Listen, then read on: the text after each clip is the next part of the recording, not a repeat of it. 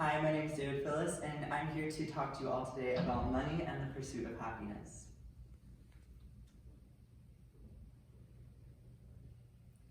Almost every single rich person on this planet will tell you that money does not always equal happiness.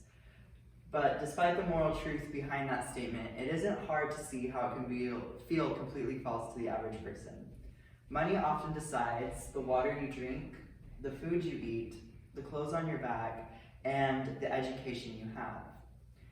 Especially when what you don't have is flaunted in your face, these factors could certainly influence how happy you might feel, not to mention who can keep you from finding happiness.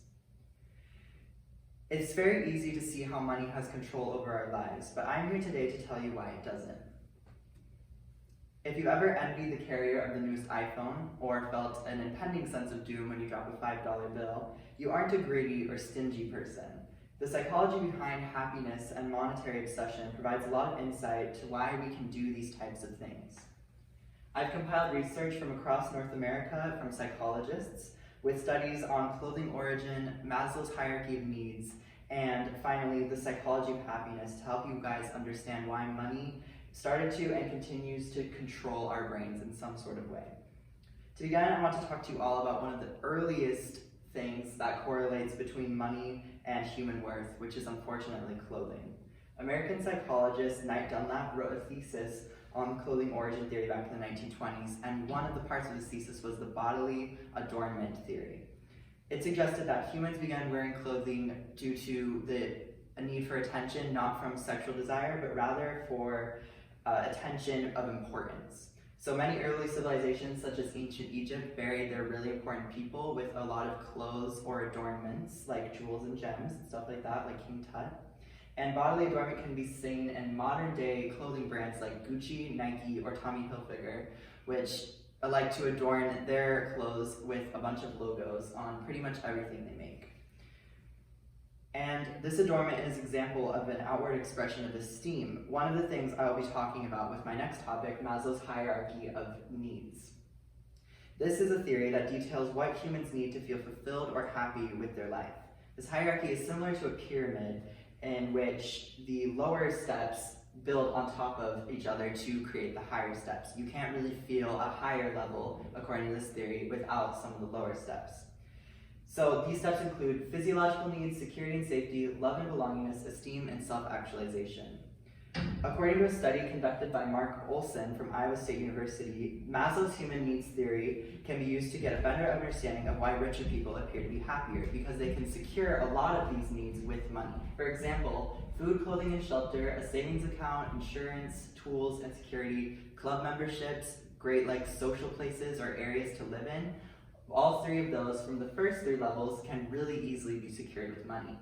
Esteem is a little bit more difficult, but an outward projection of oneself, like bodily adornment from clothing, such as things with designer clothes or really nice cars or a house on the hill, things like that, can actually help some people feel better about themselves by, in a weird sense, putting other people down in what they have. However, the top level is something that can't really be bought with money, and it's self-actualization.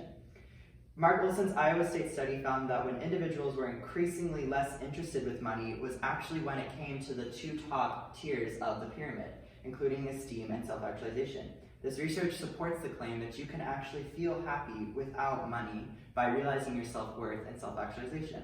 So how do we do that? Well, I'm here to tell you all about some ways that we can use the psychology behind happiness to feel better about ourselves. Morton L. Kringelbach and Krent C. Berridge, both professors of psychology and neuroscience at universities, one in Michigan and one in Denmark, found in a 2010 study that happiness springs not from a single component, but from the interplay of higher pleasures, including things like positive appraisals of life meaning and social connectedness. This study also found that money holds about the same pleasure as other basic worldly things like drugs, or aesthetics, or musical delights. And it's not really an extremely important or needed human desire. Elizabeth W. Dunn at the University of British Columbia also found 8 simple ways to help yourself feel better without the use of a lot of money, or with money present to focus less on the actual money. A few of these were focusing on examples of happiness in others and using your money to buy experiences or spending your time with experiences other than just materials. So while money might be a major factor in society, it doesn't have to be what runs it.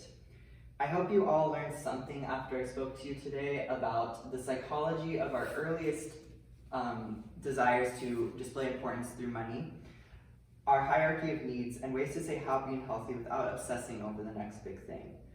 Now I want to challenge you all to go home and try to find 2 or 3 items in your home that might have a lot of extrinsic value or monetary value, and see if you can throw any of them away without thinking of that money figure. I bet you'll find it pretty challenging. And if you can start living by living through your experiences and not by things you build up, hopefully you can leave your legacy as a happier person without a dollar sign. Thank you.